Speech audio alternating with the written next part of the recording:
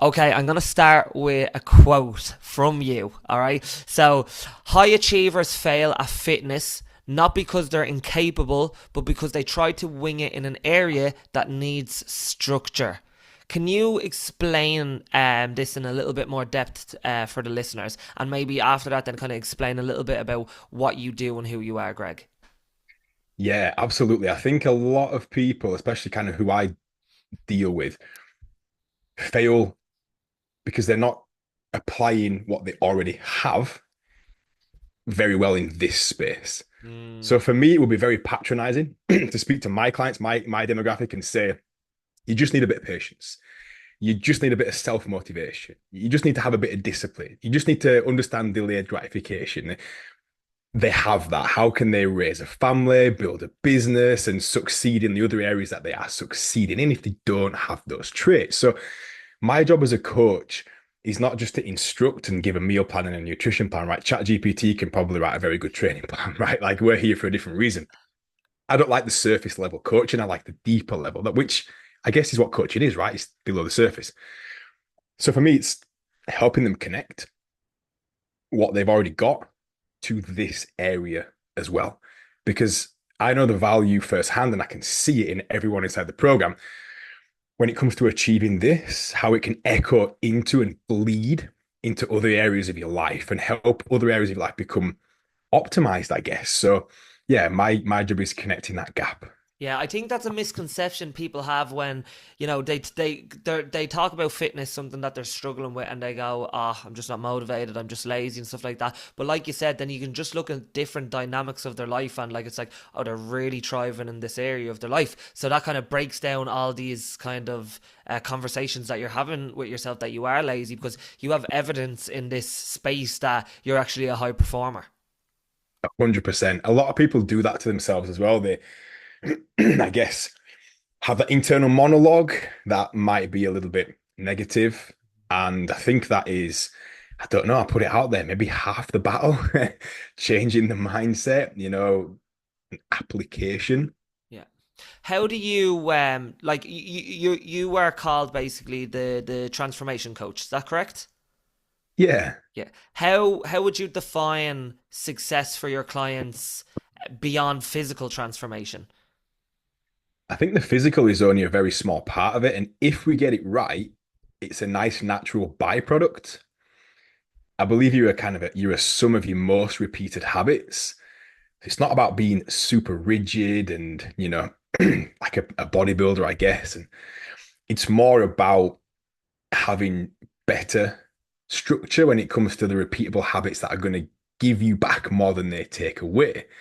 Um, and I guess for me, it's about helping people find that.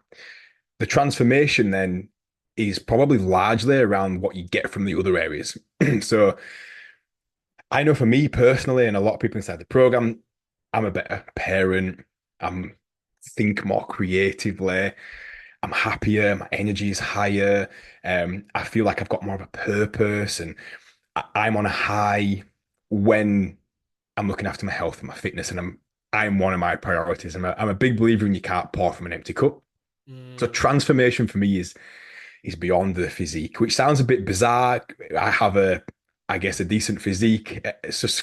It's might sound a bit strange coming from me that actually it is largely how I feel mentally when it comes to what I do and what it gives me in other areas, the extra latitude it gives me when it comes to being productive and people get a better me, mm. family, friends, colleagues, clients, my team, people that work for me when I feel my best and I feel strong and fit and that's the real transformation, I believe. So yeah, the transformation coach is more about a success story than an 8 week shred. And I actually say this to people when they come into the program.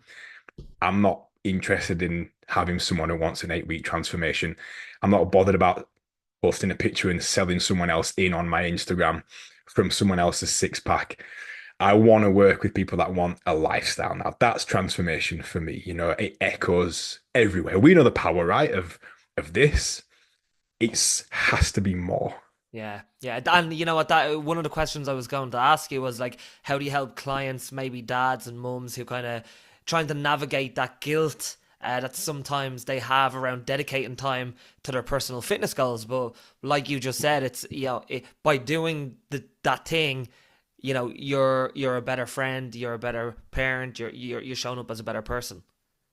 It's not selfish, it's selfless. Yeah, Your children, especially for, from that side of things as a parent, you learn very quickly they don't do what you tell them. They do what you show them. yeah, Like you want to be leading by example because I say this to a lot of the parents I coach, if your child said, came to you and I'm just giving to everyone, giving. You say you need to do something for yourself, son or daughter. You need to look after yourself. But I don't like it when you're not looking after yourself. Put yourself first, and you would encourage them to take care of themselves. Yet we're not demonstrating that to them, and they see that, they learn that, they absorb that. So that household culture of you know good nutritious foods, active lifestyle, balance when it comes to indulgence, but some form of structure when it comes to it at the same time, I think is very important. For example, my oldest little boy, he's 3.5, very observant. So my partner Chloe will train on an evening when we put the boys down. She'll put Bodie down. He wants a story, etc. We're in there together. He wants a story, and Chloe will do a story first, and then I'll come in and Chloe will go to the gym, and Bodie will say to me, "Where's mummy gone?" She's gone to the gym. I want to come and say good night again. Well, no, she's gone to the gym. Why does mummy go to the gym? And Bodie will say, because mummy looks after Bodie and mummy looks after Brookie, mummy looks after daddy, and mummy looks after herself. Yes, that's right, Bodie. Mummy looks after herself as well. And it's that frame and they're observant of like, we should be one of our priorities. Like, I get we can't be our only priority anymore if we have a business and dependence. But I strongly believe we should still be one of our priorities. We can have more than one. There's no rules when it comes to that. You just have to have. yeah. That, and you know what you touched on there as well, even in terms of, okay, I know it's not. I know it's not your only priority, but it has to be one of your priorities. And then I suppose like this, even with your clients, I suppose it's difficult trying to find this balance of, okay, family life, a career, maybe a very demanding career, and also trying to navigate your fitness goals. What do you think are some of the pitfalls, some of the mistakes that people make when they're trying to pursue health, they're trying to pursue fitness, they're trying to get in shape, but they're also trying to kind of balance this kind of family life and high achievers career? Like what are some of the things that people make their life harder in terms of their fitness goals when it comes to trying to balance all aspects? It's definitely difficult. You're so right. Yeah, And it is a challenge.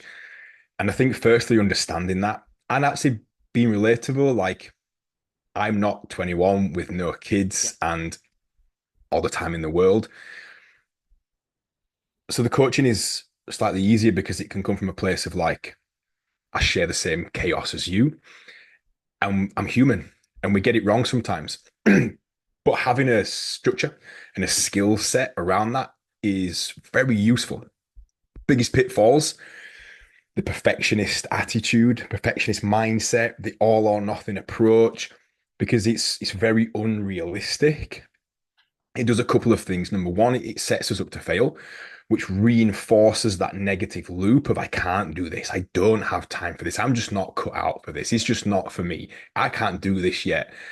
Um, it's too much. It's a big reinforcement of that. And people try time and time again. It's not because they don't want it. That's a terrible attitude. They do, they just don't know how. And sometimes it can be as simple as the approach. So I coach this a lot. My team coach this a lot. There's two choices: forwards slowly or backwards quickly. And we all think, no, can I swear? Can I yeah, yeah, swear? yeah, yeah. We Absolutely, all think, no, absolutely on fuck this podcast. that. We all think, no, fuck that. Yeah.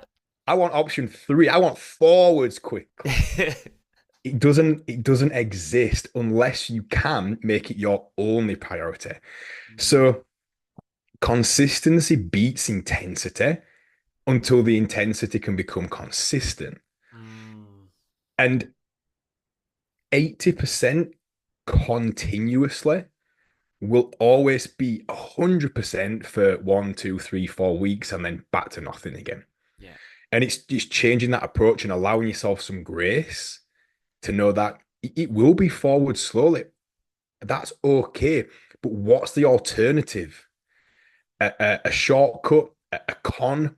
No, I'm going to go. I can do it this time. I just wasn't going hard enough. I didn't want it enough. I need to want it more. I need to push harder.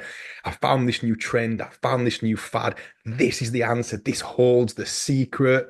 I need to be more aggressive. I need to do what these Instagram people are telling me and drive harder. And then we fall again. And now we reinforce even more. I definitely can't do this. I am shit at this.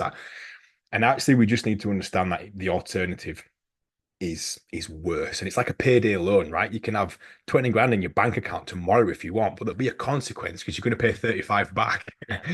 And it's the same thing each time we repeat the process, we end up in a worse position. And it's just understanding, okay, let's be realistic, let's be honest, which is what most coaches can't be Mm, because a lot of coaches aren't coaches, they're salesmen and very good marketers.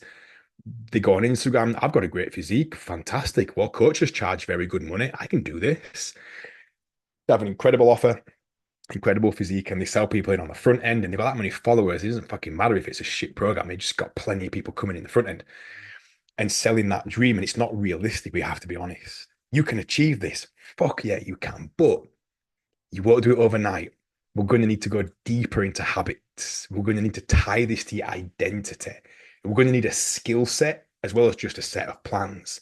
We need a plan for when you come off the plan because likelihood is you're going to come off the plan a fuckload of times because life's not linear mm. and it's real solutions inside your reality that are going to give you that long-term change. And it's acceptance of that journey and knowing that 80% done consistently is fucking brilliant because, and again, this is something I teach a lot inside my program at my events. I promote this a lot, this concept and idea of like, if we could only eliminate your backward steps, you'd be where you want to be. Like, think about that. Most people know what to do largely. And they've probably had a handful of times across the last few years where they've moved forward, lost 10, 12, 15 pounds of body fat, built a little bit of muscle, started to like what they saw, and then gone back. And they lose the same 10 to 15 pounds every time. Imagine if you could add all those 10 to 15 pounds up. You'd be where you want to be. So really the focus is not how do I get there faster, is how do I stop coming off it?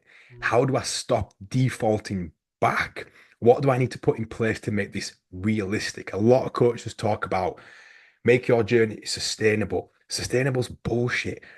Why the fuck would you want to sustain a deficit?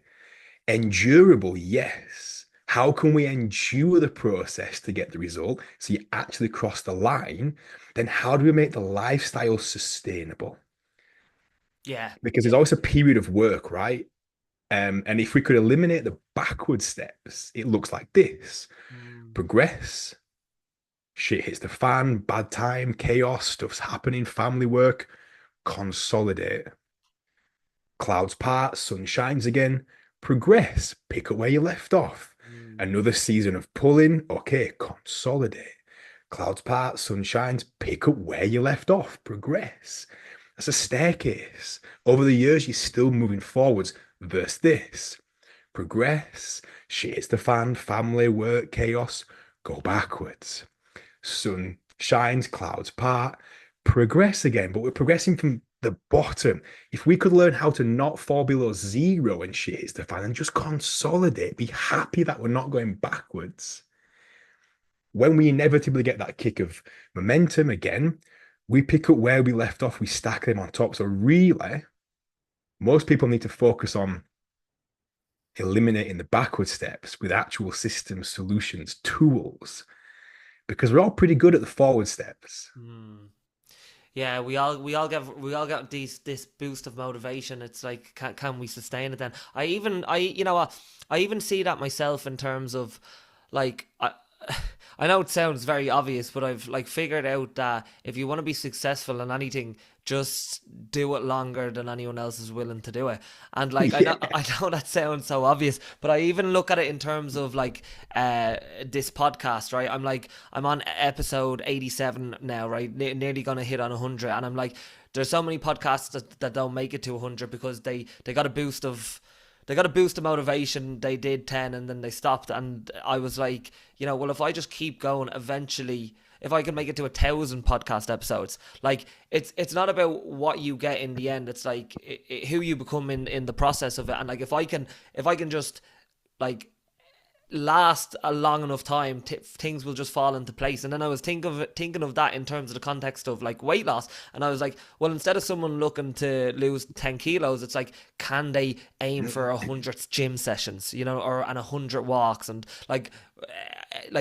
that's just puts you in the perspective, okay, I'm going to play the long game with this, and if I can play the long game, and if I don't quit because life got in the way, I'm more likely to get the outcome that I want. But it's all just because I just stuck to the process. I could not agree more. And that is why, taking it back to the beginning of the conversation, I help the people I coach by showing them they already have the skill set. Mm, They just need to apply it because they've done what you're talking about in other areas of their life. And yeah. when you were thinking, oh, I can apply this to fitness, that's what we do. You've got evidence. Confidence comes from evidence. Mm, If you've got evidence in something, you can now be confident. And there's no evidence in this field, so they don't have confidence.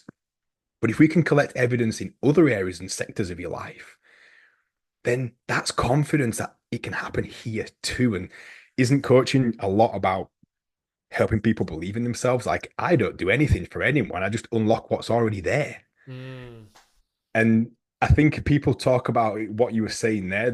People talk about, and I think it's bullshit, right? Where they say, like, you don't need motivation, you just need discipline. You don't need discipline either. You just need identity. If this is your identity, you don't need motivation or discipline. It's who you are. And this is probably the strongest thing I teach inside the program is to tie this to your identity. mm. Yeah, that There's a makes. really, Sorry. I was just gonna say that makes perfect sense because like I don't need discipline to go to the gym. I just go because I actually enjoy it.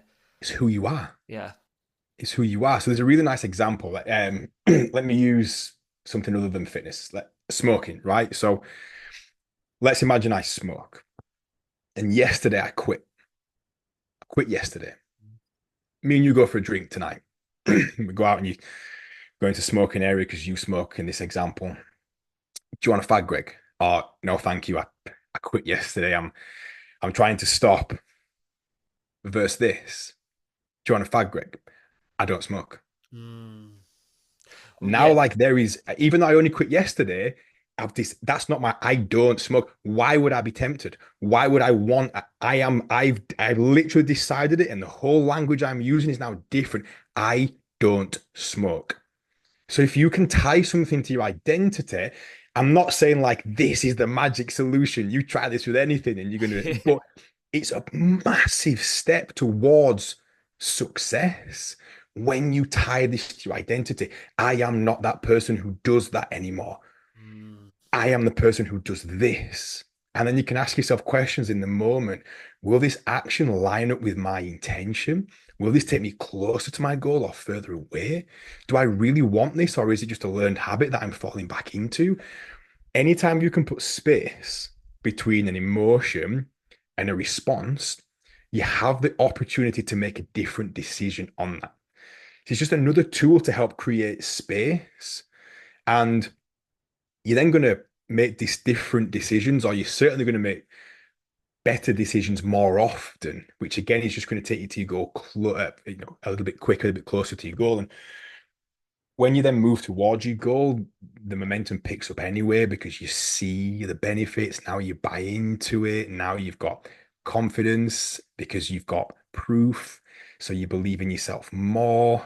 And then you start changing your circle of people, you start talking to yourself better and differently in your mind. And so a big one for me is identity. That's how I help people Do, change. do you think that with identity, do you think action needs to come first for identity, or do you think that you can also like, um, focus on the good quality of thought to then create the action? Well, I'm thinking just in my head as an example of like, okay, like for me to say like, I am a public speaker, but if I've never done any public speaking before, like it might be a little bit harder for me to then try to identify with that thing until I actually do that thing. And even Yeah, sometimes then when I do it, I might still not believe that I am because I've only done it once. 100%. I think an element of both is Yeah, really nice to use. yeah. Because again, you're just trying to collect evidence, then you can build actual confidence. So, it could be a smaller group setting, and then, so I used to do this. I'll share something personal. I can remember doing this from the age of 12, 13 years old. So it's been something I've done. And I've only just recently, in the last few years, realized what I was doing. Mm, I never did it with intention. I just did it. And it actually was really smart. I always, it's going to sound like lying, but believe me, it was never lying. I always spoke about myself and thought about myself at the next step already. I operated from that. I was already there. I talked like I was there. I acted like I was there. For example, when I started PTing, um, I did this. Have done this consciously from the age of sort of 13, but a big one for this example, when I kind of got into this industry, I was like, was I like 17, 18, 19 or something? I've been coaching for like 17 years now. It was somewhere around that age, 18, 19. Um, and I got one or two clients, and I remember someone asking me, how many clients have you got now, Greg? Oh, I've got like 10 clients now. I'm absolutely loving it. Like, and I'd only had like two or three. But in my mind, I had that 10. I had that 10 already. I would always talk about myself at the next stage. mm, If I had an idea and a concept that I knew would work, I I imagined it was already working. I was already underway. I spoke about it. I've got this new business. I've got this new brand. And I would talk about that like it is already happening. Now the world just needs to catch up. that makes perfect sense. And in relation to, let's say, your clients who are looking for transformation, like how could that play out to help them? So we use a lot of things like certain frames with them visualizing things and acting like the version of themselves who've already achieved this. What would that version of yourself do? What decision would that version of yourself make in this moment? And that, can help take you one step closer to that by just deciding that this is who Mm, I'm becoming. This is who I am. Not this is who I want to be, and this is how I hope things will happen. And I hope this bank holiday weekend goes well. I hope I can enjoy this, meal out with my family and these couple of drinks without completely going overboard and then spiraling and losing 2 or 3 weeks progress and feeling so guilty and lethargic. But I hope I don't have to miss it. Oh, rather than thinking like, I am going out this weekend. I am going to eat this meal. I'm going to choose what I want off the menu. I'm going to have a couple of drinks. I'm going to enjoy it. And then afterwards, I am going to go straight back to normal. I'm not the guy that has one or two and then goes out and gets absolutely wankered. I'm not that guy anymore. I am setting this as my intention because this is who I now am. I can have that balance. I can create that. And it's talking about it before you go as if it is happening. Now, it can't not happen. It's like the whole I don't smoke. Why would I be tempted? Oh, I tried to quit, but we were in the sun and I was having a coffee with breakfast, and that's just when I love to have a fag. mm, No, none of them situations are going to tempt you anymore because you're not a smoker. These, and I am aware it's not as simple as I am making it out, but surely it has to be more effective than the opposite. And I think we get too carried away on how do I guarantee this? Well, how do I just move towards it a little bit further and then see what happens from there? And I know for damn sure thinking about things this way is more effective than thinking about them in a different yeah. way. So why not start there? Why not give it a try? Why not entertain it? Do you know what? It just reminds me of actually the power of language. Like, and Massive. when you explained that, I was like, it actually is so powerful because like the opposite is like if you have any creeping self doubt whether you're gonna do the thing or not, like it's just setting you, like you said, it's just setting you up for failure. But if you just decide that I'm going to do it, like you do it.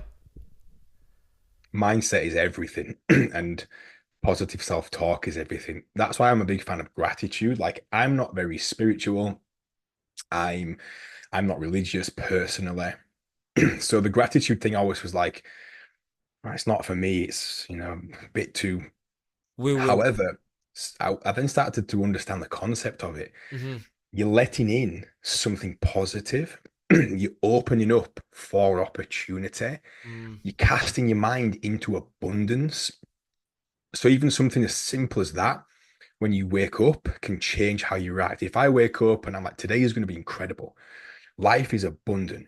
I'm going to be able to help so many people. I've got the opportunity to work with so many cool people today. I get to lead. Today's going to be incredible. And I go downstairs and I spill my coffee. Ooh, wow, I'm glad that didn't go on my t-shirt. I drive to work and someone cuts me up. That was close. I think this guy must be in a rush. I think he's having a bad morning. Versus if I get up, fucking raining again, man, and my diary is full of clients who are just going to give me shit all day. And I would really need to make another few grand this month. Otherwise, I'm not going to be able to pay my staff and my team. Are we going to do it? Is it out there? Am I cut out for this? And everything creeps in, and you set your day up totally different. You go downstairs, you spill that same coffee. Fuck's sake, I knew it. The day has already started. Shit, I need to wipe that up now, and I'm already fucking late. Someone cuts you up. You fucking asshole. What the fuck is wrong with this country and this society? And you what? And you're just miserable from the start, and you've wound yourself up. Now, I can't prove that the first version does anything cognitively change. I mean, studies do show, by the way, the reticular activating system is a very, very powerful thing. And the more you prime that, the more you actually can absorb things subconsciously. So there is actually science behind this, but that's not my field. While I can't clinically prove that myself, even though there are studies, I certainly know it's fucking better than the second example. So why would I not go for the first one anyway, even if I can't, prove it? Yeah, I think that there's actually a great trend going on social media now at the moment, and it's exactly what you said. It's like it's two people, it's the exact same person. One's like in color, one's like in black and white, and it's like you know, relationship ended. Like life goes on. Oh, It's how you God. see it, how you see, and loads of different examples of that. It's like it's the same event, And but one it's example goes one way, one example goes the other way. yeah, Yeah. exactly. It's just a lens in which you're looking through life, regardless of what happens, which I do love. What I was going to ask you as well is so like 17 years serving people, 17 years, on the gym floor, coaching, like making real transformation. What do you think of all the years you've spent doing this and helping people to transform not just their bodies but also their lives and their mindset? What do you think you've learned about people from serving people? I've learned people are more capable than they think they are or than they know they are. I've seen people transform. I've seen people change and impact every other area of their life positively, like career, like family, like relationships, and just go on to excel everywhere else. To the point where I remember asking one of my clients who lost nearly 7 stone, built some insane business off the back of it. Like the guy is crushing life. Relationships better, just this incredible change. I remember saying to him, how was this guy in inside there? How was this guy that makes these decisions that's got himself here? How did he get to that place? And when you have that crossroads in your life, when you're ready to make change, there's a lot of power in that. Like, people have a lot more power than they think. Sometimes it's just about believing in people and helping them unlock that from themselves. But yeah, I guess the biggest thing I've learned is people have more potential than they actually give Mm, themselves credit for. And if we can take some ownership in certain areas of our lives and really want to change, and for some people, it does take a big crossroads in life, like unfortunately, like a health scare or a yeah. marriage interrupt or a, I don't know, bankruptcy and a, whatever it might be. For some people, it does take a big pivotal moment, but man, we're capable of way more than we think, and we shouldn't be settling. Like, Mm. I think happiness lies in effort more than it does anywhere else. Like, is that whole saying, isn't it? Like, easy path, hard life, hard path, easy life. I think like we're wired to like, well, we are. Look at everything else. Like when we break something down, it repairs stronger. Yeah. You know, it's biology. Like we need that bit of stress, bit of challenge, and we become very strong from it. And the impact that can have on your life is massive. I've seen it thousands of times. Do you think, because that's actually a really good point, and I just thought about this in my head, like, do you think that the worst place that someone can be is like in that kind of comfortably numb zone? Because, like you said, sometimes it takes, breaking up with the partner or, having a health scare, that pain kind of drives them into action to actually get more out of their life. But a lot of time people just get stuck in all right, everything's okay. Like I'm my health isn't great, but it's not terrible, or I'm doing well in work, but I'm not doing amazing, or my relationship's okay, but it's not amazing. Do you think they get caught in that kind of comfortably numb zone? Yeah, I do. I think it's also important to say like that it's okay if you're happy there and you want to be there. Like some people do like that, but I think most people, if they were really honest with themselves, want to feel like they're more, want to feel progress, Yeah. like to feel progress like that, like having something, having a task, having a bit of a challenge. I think we enjoy that. I think most people do anyway, and you take that away from yourself. I think it is difficult and nothing really changes unless you do challenge yourself, and that could be physically, mentally. I call it the comfort zone because it's for cunts. The comfort zone. Yeah.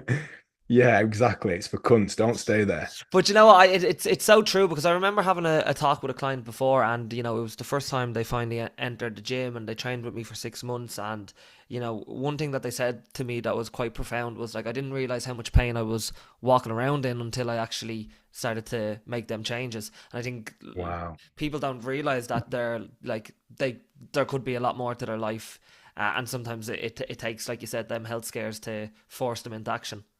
That's huge, isn't it? What an awesome feeling and for the client and for yourself. Yeah, And I've had things similar, people say like, I'm not waking up with a headache anymore. As in like, wow, you thought that was like the standard. yeah, You thought waking up like that, foggy and headache and slow on the thought, you thought that was the standard, that was the default. Wow. Like you see a lot of people who change and then something happens and they don't have the skill set to consolidate. They go backwards, what we were talking about earlier. And then oh man, now I feel worse because I know how good I used to feel. And it yeah, really highlights the yeah. difference. And we're not talking about being extreme like a bodybuilder, but it's just stacking some different habits together and you can feel massive. And that's why it has to be, I guess, full circle background more than just how you look Yeah. because it can impact you elsewhere so much as well. And you should have other metrics when it comes to your success. What do you think? How do you think relationships play in this dynamic of transformation, of real transformation? From your experience working with people. Relationships, coach to client, or their I mean, relationships with partners and friends. yeah, like interpersonal relationships, whether it's their friends or their family, or Yeah. how does that play? Because that play a key role in terms of holding people back or pushing them forward, or I it think it's huge. I yeah, think it's huge. Like you you tend to become your environment or you tend to be shaped by your environment. So if that environment is a of a culture that doesn't serve you, then getting out of that environment is one of the first steps yeah, to being able to change. So I would say your environment and you. company you keep Yeah. is paramount because that's what you hear every day. That's what you see. That's your current standard. Elevate that standard. Be around people that are pushing themselves, challenging themselves where you want to be in any domain, not even just fitness. It's very healthy. That's how you reach that next level. It's a really nice saying. It's not my saying. Um, it's from West Side Barbell, and he says, walk with the lame, and you'll develop a limp. Mm, yeah. You want to be out there with people that are pushing you and running faster than you, so it challenges you to keep up. So when I was doing just gym floor work, where I was very well known for having the best trainers like in our area. Yeah. And people used to say, like, why are you all working there? It's so competitive down there. No, it's not. The reason why we are all together is because we push it. We have to keep getting better because we are around the best. Mm, Like, be around that competition because if they're pushing, motherfucker, I'm pushing. And if they're pushing, motherfucker, I'm pushing again. Be around that energy. Like, competition happens at the bottom, collaboration happens at the top. And if you can work together and surround yourself, that becomes your standard. Our standard was so high that everybody in there had to be high as well, or you get left behind. And hence why I talk about the comfort zone. Like, get out of there, like, mm, put yourself around. The second thing on kind of relationships and friendships and environment is I don't think people do it very well. Like, I hear a lot of people complain, my partner, my friends, they're, you know, steering me away from my goals and they're not supporting me. Well, have you actually asked for support? And then deeper than that, have you actually told them how you wish to be supported? Because mm. not many people have. Have you had the conversation of like, this is what I want, this is what I need for this, and this reason? And I would love you to show up for me as my friend, as my partner, like this, and this. Then, like, you will truly find out if that person is good for you or not. But until you ask them to support you and tell them how that support looks like or what that support looks like for you, how you want them to support you, you can't blame them. You have to blame yourself. And then again, if you've directly asked for that and you stay around them, once again, you can't blame them. You have to blame yourself. Yes. Yeah. It's then your choice. Yeah, and like you know what, it sounds like it's something so simple, but it's actually something people fall down on all the time with Oh, relationships. so It's often, it's man. the, it's the communication, and I remember like I remember even before when I was coaching, I would have conversations with clients, and we would be discussing how their week went and the habits and what they've implemented, what they haven't implemented, and then they'll go off on a tangent on how their partner didn't do this or doesn't support them this way or that way, and it's like, oh, well, have you communicated that with them? It's like, Yeah. no, I'm just gonna bitch about them to my coach basically. um, what in terms of the clients that that also reminded me as well, even when you talked about environment there, like someone working with you, like even around, obviously having a coach is going to be really really important, but also a community of other people who are actually doing or like 2 or 3 steps ahead of what you're trying to do, like that reinforces the good behavior as well. Huge. It's probably one of the best things about Team TTC is the community. Yeah. Um, Again, that becomes your new standard, Yeah. and you've got that support network because if Greg, the professional, tells you to do something, of course you're going to say that. You were born this way, Greg. You popped out of the womb like this. This is your lifestyle. Of course, you're going to tell me this. However, if a normal person tells you this is how they've done it, Yeah. it now carries much more weight. Wow, this is realistic. They were like me not months ago. And they're now where I want to be.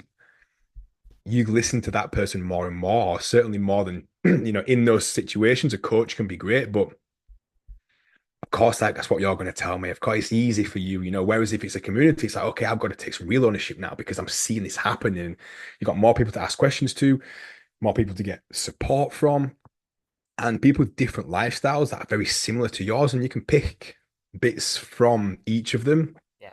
So it's very, very powerful. Um, as a as a tool is a community, and it's something that we leverage and lean into quite a lot. Yeah, because it's like sometimes it's harder to take the advice of someone who might be like 10 or 15 steps ahead of you versus the person who is 2 or 3 steps ahead of you. Absolutely, it feels more achievable Yeah. if it's closer to you, or if you know a little bit about where they came from. So if when I for like jujitsu, my jujitsu coach, he tells us to do this when you roll, which is like sparring. When you roll at the end of the session, roll with someone who's better than you, so you can really try and work and like learn something from them. They might do something to you, and then ask them. You tap out and like that was fucking brilliant. How did you do that? Like, what did you do to get me in that? Like, roll with someone who's worse than you, so you can practice a little bit of that on them, and have a bit of an easier target to sort of practice on, and then roll with someone who's equal to you, so you can have a good bit of challenge and competition.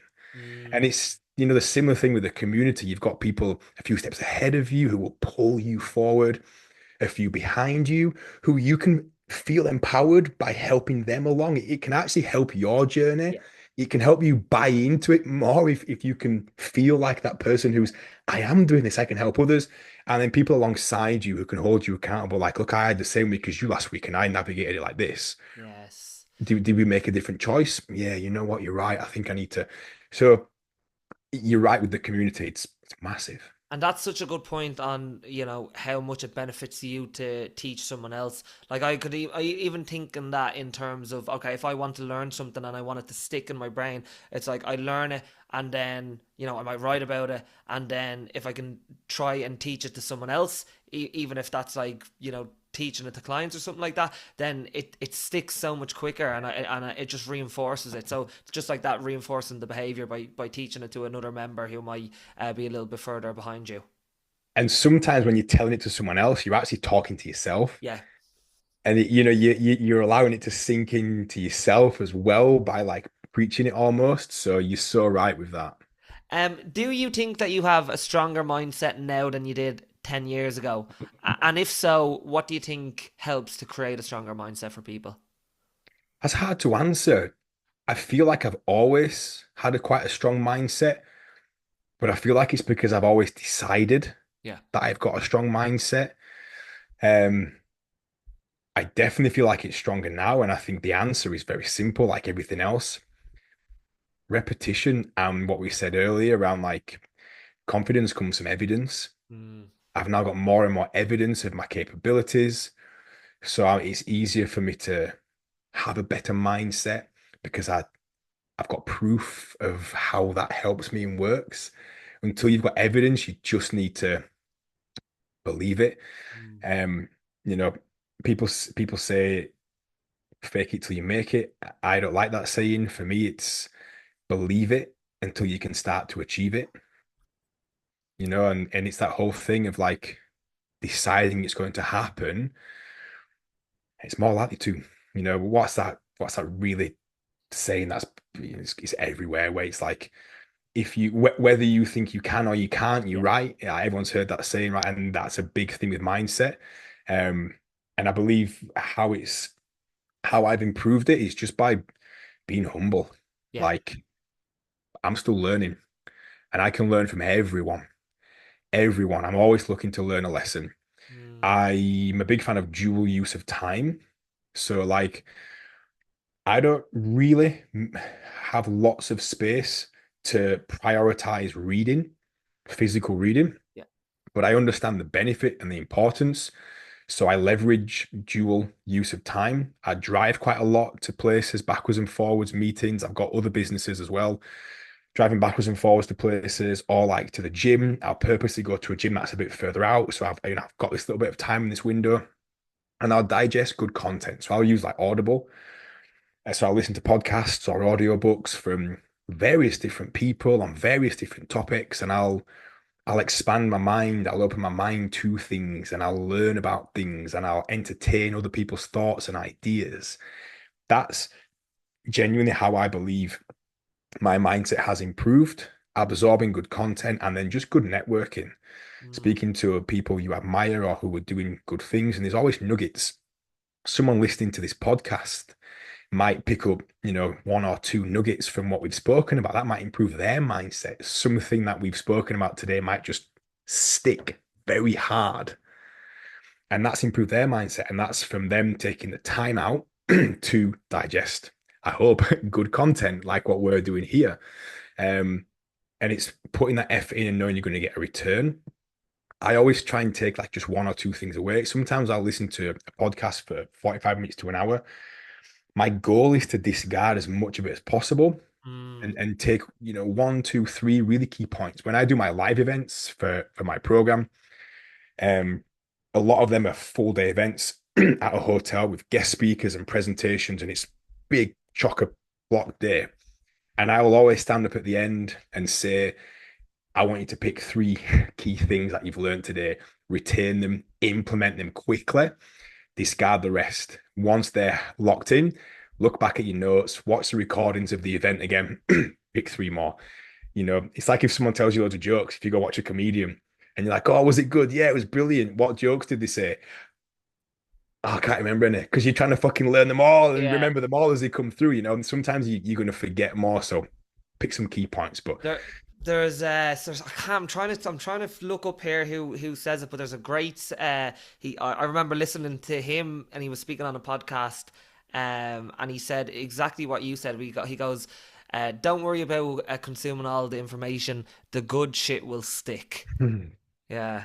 exactly. And I think that's right. It's like you don't need to get so kind of invested in trying to know everything or learn everything at once because there's so much information out there anyway that like it's going to be just information overload. So what you and I've also found that even if I have like listened to a book or I've read a book or maybe even if I listened to a podcast twice, but I listened to it maybe now and maybe in 2 years time, or like I listened to it last year and I listened to it now because like I might be on a little bit of a journey of self-development. What I didn't hear the first time I hear clearly now, or I've interpreted the information a little bit differently because I'm able to absorb it more because now I'm more capable of taking on that information.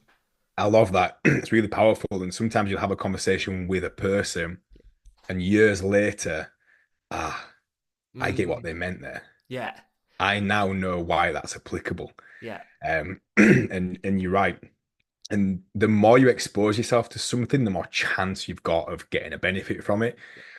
So even if you just put aside, two 30-minute windows a week to digest and consume some good content, don't worry what it is. Don't think what's the best one. Just download a load and start listening, start absorbing, and you'll be very surprised how much you do learn from it. And yeah, that's I guess where my mindset's being improved yeah, by listening to others. Will Smith says it, running and reading, yeah, two things everyone should do.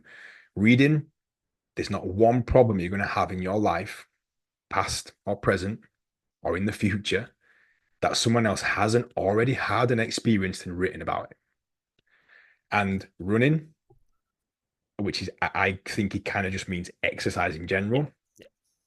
There's nothing better to clear your mind, clear your head, and prioritize your health than exercise. And yeah, Will Smith, running and reading, two things you should do. Yeah, well, I think that's where most of my self development has really come from. I think it's just going for a walk and listening to a podcast and just doing that on repeat. And even like when I'm thinking about clients and stuff like that, let's say they're just trying to improve their overall perception of food or nutrition or even exercise and stuff like that. They're getting their steps in and they're having this little voice in their head that is Yeah. helping them to make better decisions or to look at something a little bit more differently. And I think the beauty about podcasts as well is that like you don't feel like someone's telling you what to do. It's like you just feel like you're kind of earwigging on someone's conversation Yeah. more so than anything. And like when people feel like they're being told what to do, they're far less likely to implement it. But when they feel like it's their idea because they listened to it at a podcast, like they're far more likely to kind of engage in that behavior that they learned or listened to.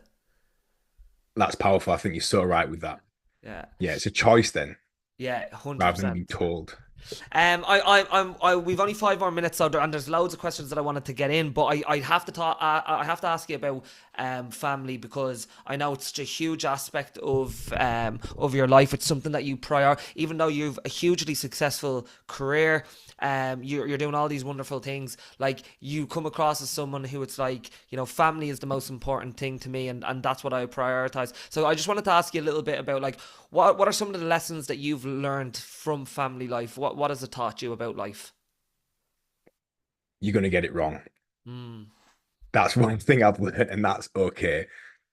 As long as you're trying and you're aware, you're doing fantastic mm, because we're all going to fuck as kids up. One way or another, we're going to fuck them up in some capacity. As long as we're trying our best not to, then we're doing really, really good. So for me, I've seen a lot of people. I surround myself with people I want to become and I admire. And that's, again, where I've learned a lot, whether that be podcasts or actual real people. And I've got a lot of friends close to me who I've seen make mistakes yeah. and who've given me advice from the other side. And it's always been that whole thing of like, remember who you're doing it for and why you're doing it. And don't lie to yourself. Either be honest and say, do you know what? I'm not doing it for them. I'm doing it for me, selfishly, because I love it and it's who I am. It's part of my identity. I thrive off it. That's me. I thrive off it. So allowing in a little bit of like, it's okay to be selfish, but then also knowing that, but it is also for them. Mm, And I don't want to get to the end of it and have nobody to share it with. Like, I think it's Dana White that says this. I might be wrong. Whoever it is, it's beautiful. Someone asked him on a podcast, "What do you want your legacy to be?" Something like that. mm, And he said, "I want my kids to say that I was great. mm. I want my kids to say we had a great dad." And I thought that was so powerful. And it's like you pursue these things, but make sure you're trying to be balanced the best you can as well, Yeah. or at least be aware of it. And there's going to be seasons of pushing and pulling where you will have to spend less time with your family because you're trying to push something over the line. Mm, But if your intentions are there that you're doing it for this reason and you're not forgetting about that reason and the time does come, then it's okay to have seasons of pushing and pulling with it. Chloe, my partner, said something to me a couple of days ago. I was like, I feel really bad. Like, and by the way, I spend so much time with my boys, yeah. way more than the average person could, because I don't travel an hour to work in rush hour traffic and have to set off at Yeah. 6:30 in the morning before they're awake. I don't have to work until 5, 6 and then travel an hour back and I get home and they're in bed. You know, I I manage my own time.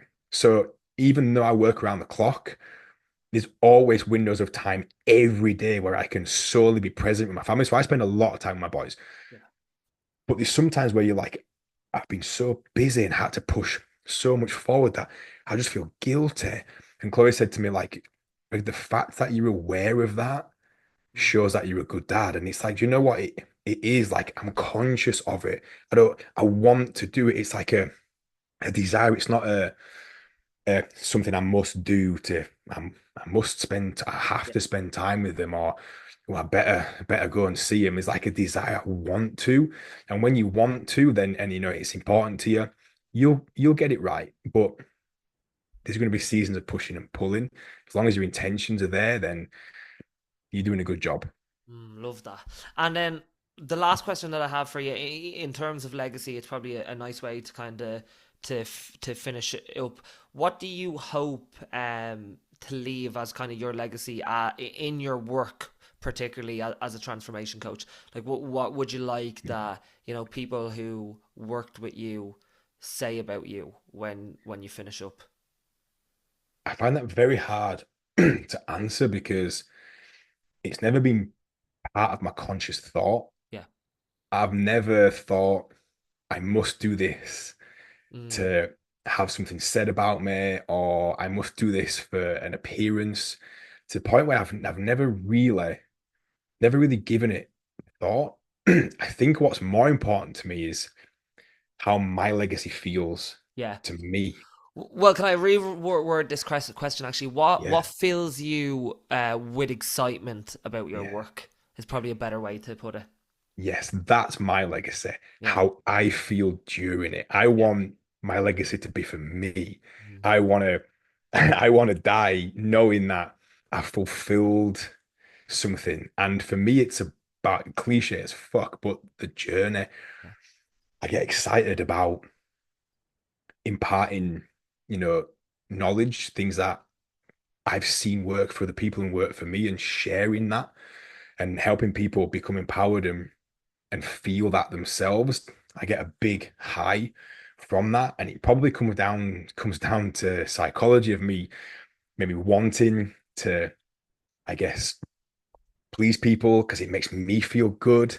There's an element of that, but I just enjoy the process of building and growing and teaching and educating and being involved in this industry. I think it's just who I am. I need to feel like I have a purpose. For me, I enjoy it. I am at my best when I'm giving.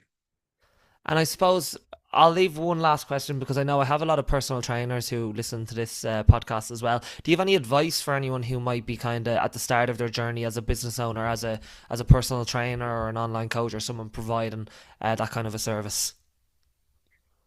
If you do this because you want to make money, because we charge good money, like the average, coach or PT that just does well earns what surgeons, pilots, doctors, lawyers will earn. If you do this because you want to make good money, you probably fail Mm, or it'll be very short lived. yeah, If you do this because you genuinely want impact, you want to help, you want to spread your knowledge, your passion, you want to educate, you'll make a fucking fortune. yeah. You know what? And just it's going off on a side tangent of that when you said that, it's like it's funny one because it's like when you say that the ones who get in it just to make money, they end up having a 2 year career as a personal trainer, then they turn into a business coach. Yeah. Yeah. Do you know what? I had this conversation about 2 hours ago with a friend who rang me for a call just to chat over his business and kind of run some ideas by me for him to implement. And he was like, there's so many business coaches out there that haven't even gone to business. They make all the revenue from coaching people on how to build a business. Yeah, yeah, Like their success comes from telling other people how to be successful. They're not yeah, actually being successful in their very thing. They're teaching other people yeah. to be Yeah. successful in. Like I would look at the personal trainer who's been in business for 17, 20 years and be like, oh, well, there's a bit of evidence that someone knows how to live a long and successful career. Maybe I should ask them for some advice, you know. Yeah. And I said this I presented and spoke to a group of coaches early this year. I think it was January to a room full of coaches. And one thing I said, my my talk was titled "My 16-year overnight success." Yeah, nice. Like you got to eat shit for a little bit. You got to put the time in. You got to earn your stripes if you want to be a coach. Yeah, If you want to be an instructor, that's different. yeah. If you want to be a coach, get to work. Put some time in. Yeah. Greg, this has been unbelievable. Thank you very much for your time. I really appreciate it. If people wanted to go and follow your work or maybe ask a couple of questions, maybe inquire about your program, where can they go to find you? Instagram, I am at the transformation coach, and I think it's underscore at the end. And all my details are on there. But if anybody wants advice, help, wants to chat, coaches, clients, always happy to talk. This is what I love to do. Greg, you're a gentleman. We'll leave all the information in the show notes, the link, so that people can get access to your account straight away and be able to send a message. But listen, thank you for today. I know you're a busy man, so I appreciate you. Pleasure. Thank you for having me.